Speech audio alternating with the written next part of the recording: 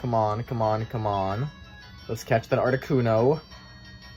Oh my god, it switched routes? Are you freaking kidding me? Oh, hey. Didn't see you there. Today, in this documentary, we will be discussing the history of gaming, but we will be focusing on specifically late 90s, early 2000s forward. Now, the purpose of our documentary here is to delve into it, right?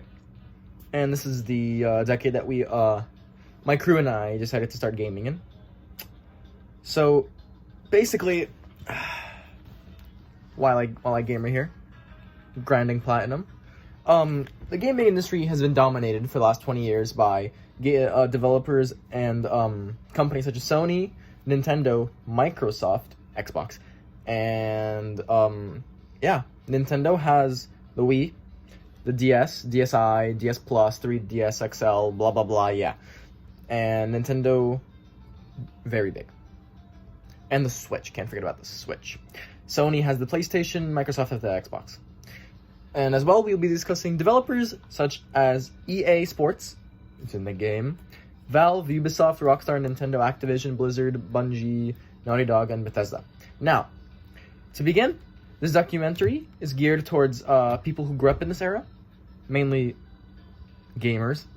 And let's just say we'll be discussing the history of this, which will be boring to many people. So if you're most likely a 15 to 25-year-old male, sorry girls, who has gamed at any point in this era, you will want to watch this, because we will inform you about everything. We will also be discussing the oppression of gamers and the rise of gaming through the modern decades. That's about it for now. Oh man, we got 20 seconds. Alright. I got you left, man. I got you left. Oh, he got me. Charles, he's on your left. On your left, man. On your left. It's on your left. Oh. Game, man. Almost had that one. Oh. Welcome to the history of gaming.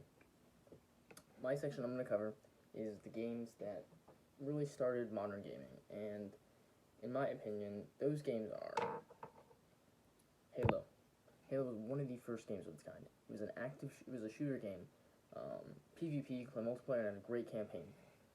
Because of the multitude of guns and weapons and combinations you could get, it sent millions of games to come after it with very multitudes based on the success that Halo had. Another game that made modern gaming is Minecraft.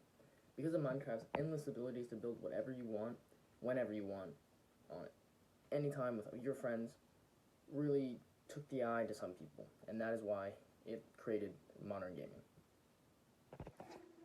This next section I'll be going on is the games that make modern gaming. Modern gaming to me really started in 2011. They were really the first games to start the whole franchise. The first game is Call of Duty Black Ops 2. This game had a great campaign. It was the first game really to take off, and like everyone had this game. Your uncle, your grandmas, your grandpas, your dog, your cat, they had it all, right? Everyone had this game. Because this game had multiplayer,